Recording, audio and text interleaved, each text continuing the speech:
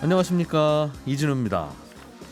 이더리움이라는 가상화폐의 가격이 한 달 만에 40% 가까이 떨어졌습니다. 왜 그렇게 됐는지 좀 들여다봤더니 이더리움을 기반으로 하는 파생 상품이 이게 근본적으로 폰지 사기가 아니냐는 의혹이 불거지면서 이더리움을 현금화하려는 수요가 늘었고, 그래서 가격이 내린 거라는 설명이 있는데요.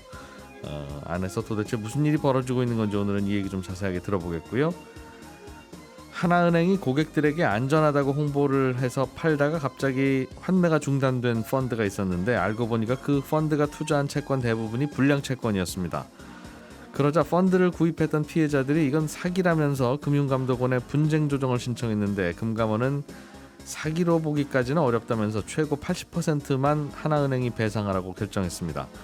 과거에 유사한 사례에서 법원은 100% 배상을 판결하기도 했는데, 금감원은 왜 80%까지만 배상을 하라고 했던 건지, 어떤 차이가 있는지 이 내용도 자세하게 들여다보겠고요.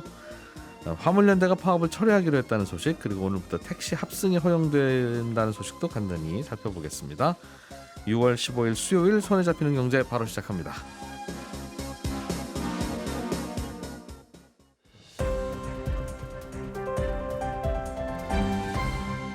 이진우의 손에 잡히는 경제.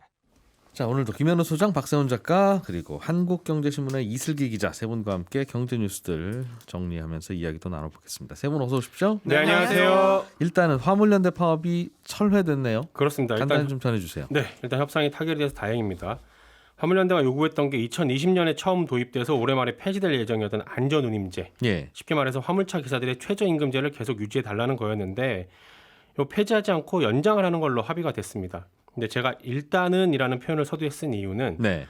화물연대 같은 경우는 안전운임제를 앞으로 영구적으로 시행할 수 있도록 해달라. 그리고 적용 대상도 전차종, 지금은 일부 차종만 하고 있는데 전차종으로 확대해달라는 주장을 계속하고 있고요. 근데 반면에 국토부는 안전운임제를 한시적으로 연장을 하는 건지, 네. 아니면 영구적으로 운영을 할지를 구체적으로 합의는 하지 않았고, 일단 올해 말에 끝내는 건 아니다. 네, 앞으로 국회에서 법을 개정하는 과정에서 논의될 거다라는 입장만 밝혀서 그렇습니다. 그러니까 일단 급한 불은 껐는데 아직 불씨는 남아있는 상황이거든요. 예. 지금 나오는 얘기로는 3년 더 한시적으로 연장하는 방향으로 가닥이 잡히지 않겠냐라는 건데, 안전임금제라는 게 화물차 기사들한테 적정 임금을 보장을 해서 예. 과로나 과적 그리고 과속을 방지하겠다는 취지로 도입이 된 건데, 이 제도가 취지에 맞게 운영이 잘 된다고 하면 영구적으로 해야 되는 거고, 그게 아니면 없애야지. 3년 더 연장을 하는 걸로 결론이 나면 3년 후에는 비슷한 상황을 또 겪게 될 겁니다. 일단 위기는 넘겼으니까 이참에 예. 안전운임제에 대해서 충분한 논의가 좀 이루어졌으면 좋겠습니다. 예. 자, 이슬기 기자님. 네. 이더리움 가격이 한 달 사이에 40%나 떨어졌어요. 네. 한 달은 그렇고 어제 그저께 생각해도 거의 뭐 한 달 떨어진 폭의 절반 이상을 어제 예. 그저께 떨어뜨렸기 때문에 최근에 무슨 일이 벌어진 건데, 일단 설명 좀 해주시죠. 어떤 일인지. 예, 이거를 얘기를 하려면 이더리움 업데이트부터 얘기를 시작을 해야 되는데요. 예. 먼저 이더리움이란 코인이 원래 그래픽 카드를 돌려서 채굴을 하면은 채굴을 빨리 한 순서대로 코인을 얻을 수 있는 시스템이었습니다. 이걸 우리가 이더리움 1.0이라고 부르는데, 이게 문제가 된 게 이제 다들 너무 경쟁적으로 채굴을 하다 보니까 전기를 너무 많이 잡아먹는다. 예. 환경에 좋지 않다. 이런 지적이 있었던 겁니다. 예. 그렇게 해서 고안해낸 게 이더리움 2.0입니다. 이더리움 2.0은 채굴을 안 해도 됩니까?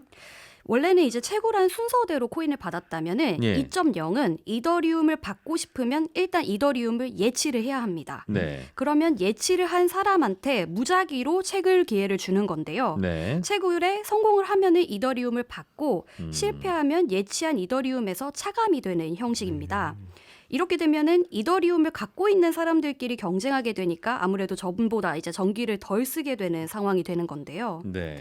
근데 이제 1.0에서 2.0으로 업데이트하는 기간 동안 예. 이더리움 거래를 당장 멈출 수는 없으니까 이더리움 측은 1.0을 개발용으로 하나 복사를 해서 이 복사한 것을 2.0으로 조금씩 업데이트해 나가겠다고 하는 상황입니다. 이더리움이라는 암호화폐의 복사판을 네. 만들어서 저동료에서 새로운 걸 일단 돌려보겠다. 예, 그런 겁니다. 조금씩 입혀보겠다는 거죠. 2.0으로, 1.0에서. 달나라의 나라를 하나 세우고 싶은데, 예, 그 나라 돈도 필요한데, 예, 그냥 우리 돈 복사해서 일단 거기 가서 쓰고 있을게요 일단. 예, 예, 예, 그 얘기한 그렇습니다. 거랑 비슷하다는 거군요. 예, 예. 그렇습니다. 그래서 대신 이제 2.0은 아까 말씀드렸듯이 예치를 해야 하는 시스템이잖아요. 이게 그 이른바 그 작업 증명, 지분 예. 증명하는 그 얘기죠. 예, 맞습니다. 채굴을 하는 게 작업 증명이고 이 예치를 해야 되는 게 지분 증명이죠. 내가 지분을 갖고 있는 거를 증명을 받는 시스템. 암호화폐 거래가 존재함을 도장 찍어주는 게 그 채굴이었는데 예. 복잡하게 채굴 같은 걸로 하고 전기 쓰지 말고 그냥 이더리움 많이 갖고 있는 사람들끼리 다수결로 결정하자. 예, 예. 그 얘기네요. 예, 그렇습니다. 예. 근데 투자자들한테 업데이트 기간 동안 예치를 받아야 되니까 네. 예치를 해주면 이자까지 붙여서 상환을 해줄게라고 얘기를 한 겁니다. 다만 문제가 이더리움 32개를 맡겨야 된다고 얘기를 한 건데요. 예. 이게 다 합치면 최소 5천만 원은 갖고 있어야 된다는 얘기가 되거든요. 어허. 그러니까 웬만한 사람들은 이더리움 2.0 프로젝트에 참가를 못하고 네, 돈 좀 있는 분들, 이더리움 꽤나 갖고 있는 분들이 일단 이더리움을 맡기고 네, 맡긴 이더리움만큼 복사해서 달나라 가서 일단 실험을 하고 있고 예, 예, 그런 상황이라 이거죠? 예, 그렇습니다. 예, 예. 근데 이제 사람들이 이게 하고 싶은 사람들이 많잖아요. 내가 5천만 원이 없어도 하고 싶다. 네. 그래서 그 사람들을 위한 개모임이 있습니다. 아하. 이게 100만 원 가진 사람 50명을 모아서 이더리움 예치를 하고 예. 나오는 이자는 50분의 1로 분배를 하자. 이 개모임을 만든 회사가 리도라고도 얘기하는데 뭐 리도 이 회사입니다. 예. 근데 라이도는 이제 투자자한테 너네 개모임에 들어왔으니까 이자 받을 수 있어라고 얘기하는 증서 ST 이더리움이라는 거를 발행을 해주는 건데 네. 이게 일종의 채권이 되는 거죠. 이게 2.0 업그레이드가 완료가 되면은 ST 이더리움 수만큼 똑같이 이더리움을 받게 될 것이고 예. 거기서 나오는 수익을 50명이 분배받을 수 있는 형태인 겁니다. 그러니까 5천만 원어치 이더리움을 맡겨야 그 달나라 프로젝트에 참가할 수 있는데 네. 그 참가하면 왜 좋은지는 모르겠지만 일단은 이자를 준다고 하니까 예예. 회사를 그게 나은데 네. 내가 5천만 원이 없으니 네. 라이도라고 하는 회사에서 소액 투자자들을 모아서 5천만 원을 만들고 예예예. 여기 참가했다는 증서로 ST 이더리움이라는 걸 나눠줬다. 네, 그렇습니다. 예. 여기서 근데 끝났으면 좋았을 텐데 이 ST 이더리움의 파생 상품이 나오면서 일이 더 복잡해졌습니다. 이 셀시우스라는 업체가 나오는데 예. 이 업체는 ST 이더리움을 한 개 담보로 맡기면 0.7 이더리움을 대출을 내줬습니다. 투자자 입장에서는 이더리움을 추가로 대출받으면 예. 원래 투자한 것에 얹어서도 투자할 수도 있고 네. 또는 아까 말씀드린 개모임 하나 더 들어서 이자라도 더 받을 수 있는 상황이 되는 거죠. 예, 예. 그런데 이제 벼랑간 루나 사태가 터진 겁니다. 이렇게 잘 돼 왔는데 예. 근데 그러면 1 ST 이더리움이랑 1 이더리움의 가치가 같다고 얘들은 얘기하고 있는데 예. 루나처럼 가치가 달라지는 거 아니야? 패깅이 풀리는 거 아니야? 라는 불안감이 생긴 거죠. 네. 그래서 ST 이더리움을 시장에 파는 사람이 늘어났습니다. 이렇게 되면은 수요 공급 법칙에 의해서 ST 이더리움의 가격은 낮아지고 이더리움의 가격은 상대적으로 높아지는 그 패깅이 깨지는 상황이 일어나는 건데요. 예. 근데 그럼 투자자가 셀시우스에 맡긴 ST 이더리움의 담보 가치가 점점 낮아질 수밖에 없습니다. 그럼 결국 청산될 수밖에 없고 이렇다 보니까 대출고리에 껴있던 이더리움도 도미노 영향을 미치면서 가격이 함께 떨어지게 된 겁니다. 이 이더리움의 달나라 프로젝트에 참여하고 싶은 소액 투자자들이 이더리움을 맡기고 네. ST 이더리움을 받는 예. 이 구조였는데 예. 야 이거 다시 ST 이더리움이랑 원래 오리지널 이더리움을 돌려받을 수 있는 거야 이거 이상한데? 예, 라는 예. 불안감이 생긴 투자자들이 예. 너도 나도 바꿔달라고 하고 왔다. 네. 그런데 말씀해 주신 대로 이더리움을 소액 투자자들한테 받고 그 받았다는 영수증으로 ST 이더리움을 나눠줬다면서요. 예, 예. 그러면 그 회사는 투자자한테 받은 이더리움을 그냥 갖고 있을 거 아니겠습니까? 그럼 ST 이더리움을 갖고 있게 되죠. ST 이더리움을 받았으니까. 그러니까 투자자들은 ST 이더리움을 받았고 예. 그 원래 셀시우스라고 예, 예. 하는 회사는 투자자들한테 받은 원래 오리지널 이더리움을 회사 금고에 넣고 가만히 있어야 될 텐데 예, 예. 그럼 오시는 대로 그냥 다시 나눠 드리면 되는 예, 거잖아요. 예, 예, 예. 그런데 왜 불안은 하죠? 그걸 그대로 안 갖고 있었어요? 이게 문제가 된 점이 ST 이더리움을 담보로 잡고 이더리움을 대출하기 이전에 이 업체가 이더리움을 담보로 다른 코인을 빌려주는 서비스를 했었습니다. 네. 근데 이제 셀시우스가 요즘 ST 이더리움 받고 이더리움을 대출을 해준다고 하니까 내가 맡겼던 이더리움이 저기 나가고 있는 거 아니야? 라는 두려움이 또 커진 거죠. 그래서 내가 이더리움을 맡긴 투자자들이 예. 대규모로 인출을 나섰고 셀시우스가 인출 중단을 선언하게 된 거죠.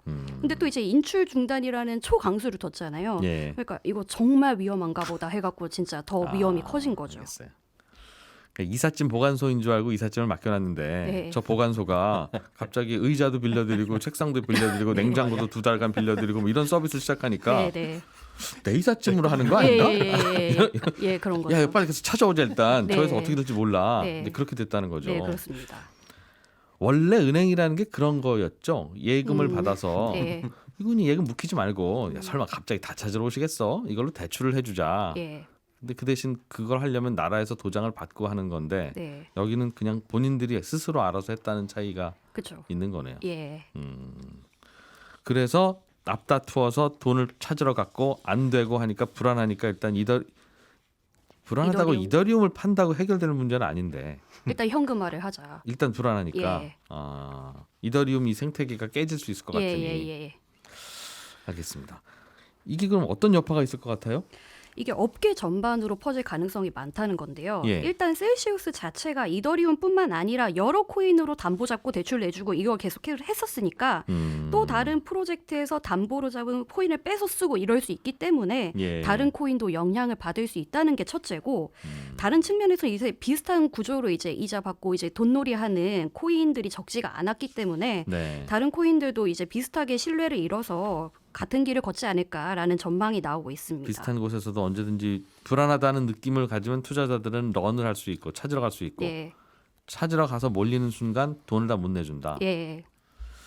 그래서 현실 세계에서는 이런 일이 있을까 봐 5천만 원 이하까지는 무조건 해드릴 테니까 그냥 돈 찾으러 오지 마세요. 소액 예. 투자자들은 하는 예금보험공사 제도도 있고 네. 수시로 은행이 잘 관리를 하고 있는가 하는 걸 관리하는 금감원도 있고 예.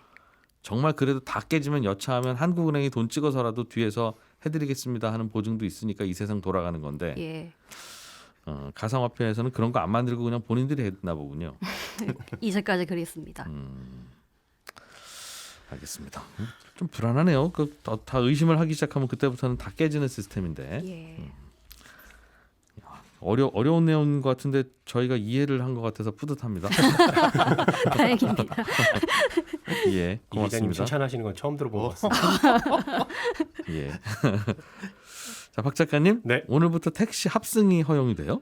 이 소식은 어제 나온 기사들 제목만 보면 마치 오늘부터 아무 택시나 다 합승이 가능한 걸로 오해를 하실 것 같아서 가지고 온 소식인데 예. 일반 개인 택시나 법인 택시, 우리가 길에서 보는 그런 택시는 여전히 합승이 안 되고요. 안 됩니다.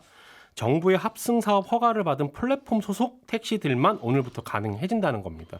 이게 이미 규제 샌드박스라고 규제를 한시적으로 풀어주는 제도가 있거든요. 예. 몇 개 업체가 규제 샌드박스를 신청해서 합승 택시를 운영을 하고 있습니다. 이미. 네. 다만 이 업체들도 서울 안에서만 밤 10시부터 다음날 오전 10시까지 이런 제약이 있었는데 예. 오늘부터 이 업체들도 사업 허가를 새로 받으면 앞서 말씀드린 규제들 다 풀어주겠다는 거고 다른 플랫폼 업체들 뭐 예를 들면 카카오 택시도 저희도 합승 택시 사업하겠습니다라고 국토부에 신청을 해서 허가를 받으면 예. 할 수 있게 해주겠다라는 겁니다. 지금도 소규모로 하고 있는 회사도 있는데 예. 우리가 몰라서 그렇지. 네, 몰라서 그렇습니다. 밤 10시부터 아침 9시까지는. 예. 근데 앞으로도 그럼 손드는 업체는 다 밤 10시부터 아침 10시까지는 아닙니다. 그 규제는 다 풉니다. 24시간 내내. 네, 시간 규제 없고 지역 규제 없습니다.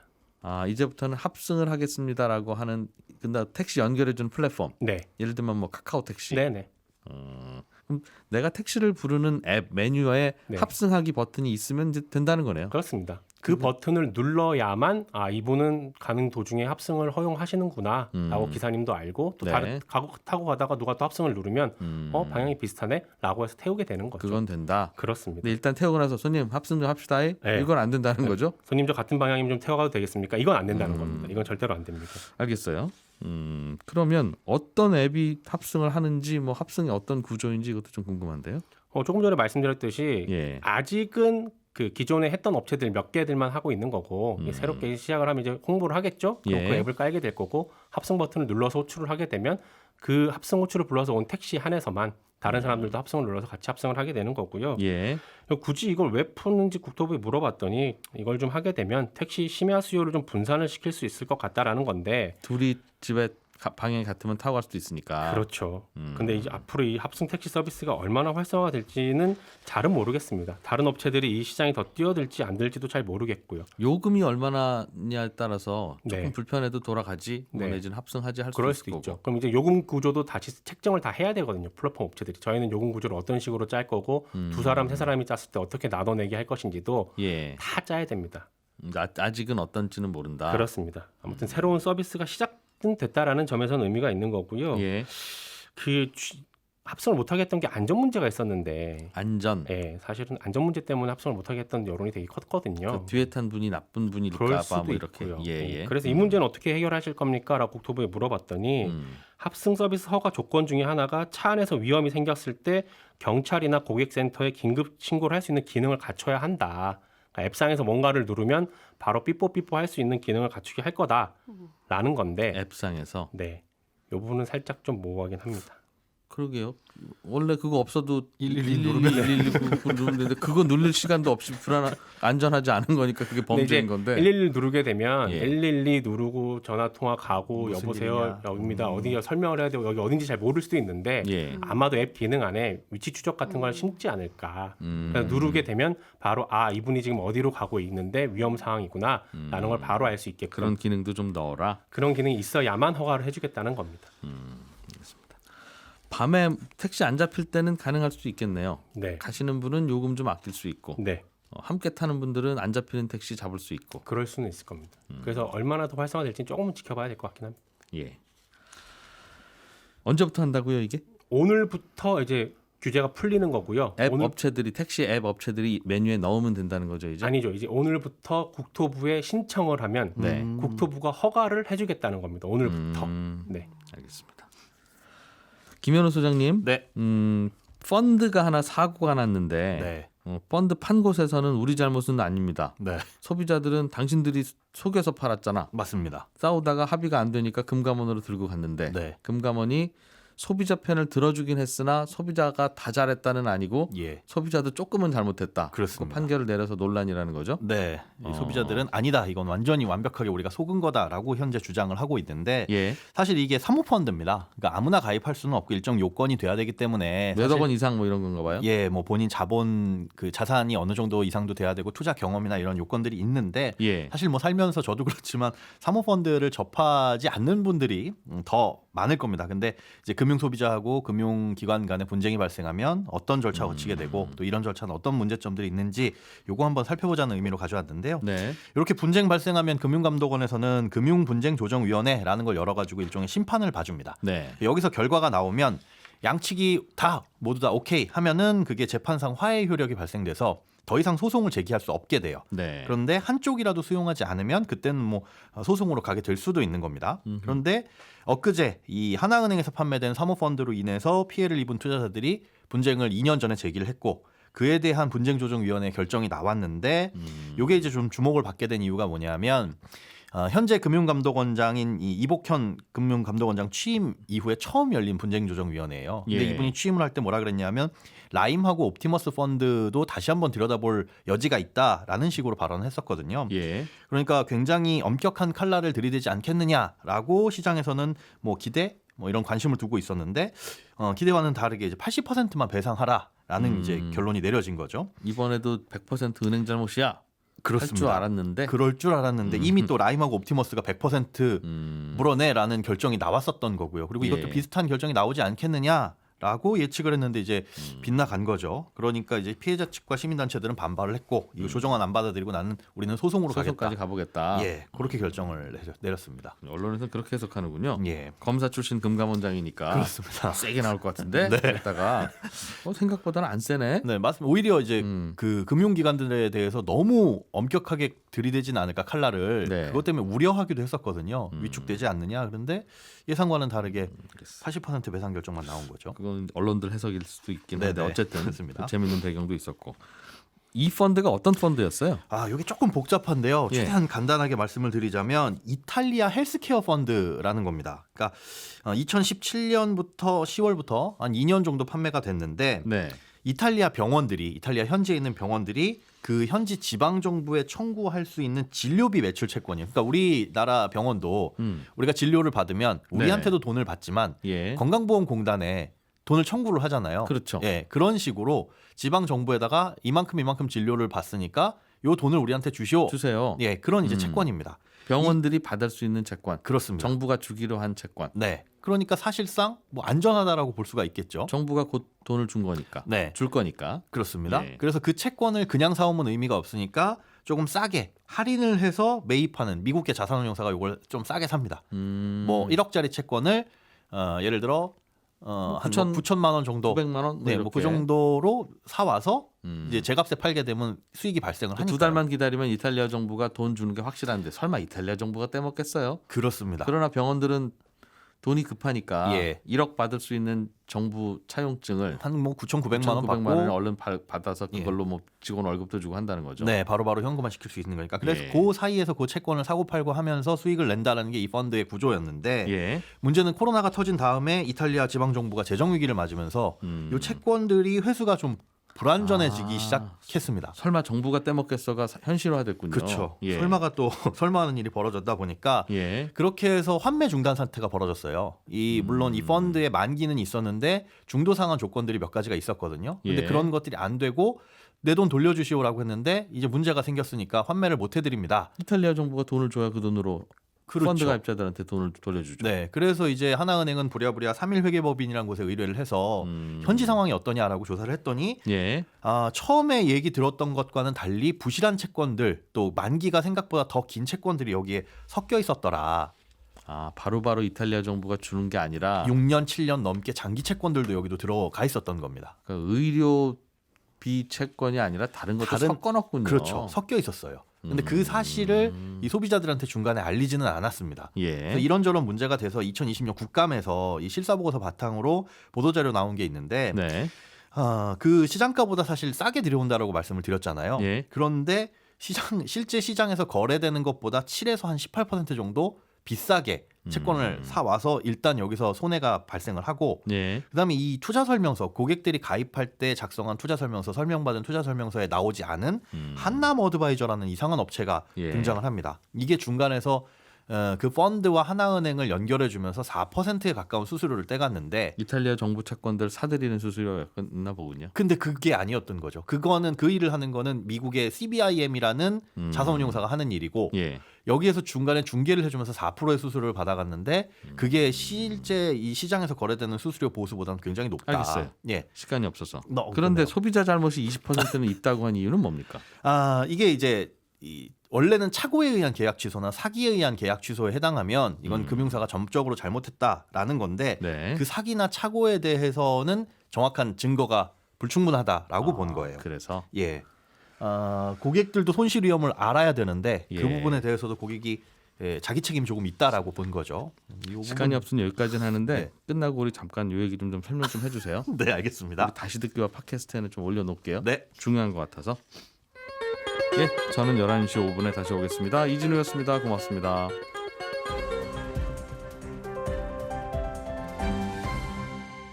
경제를 생각하는 사람들의 즐거운 습관. 이진우의 손에 잡히는 경제.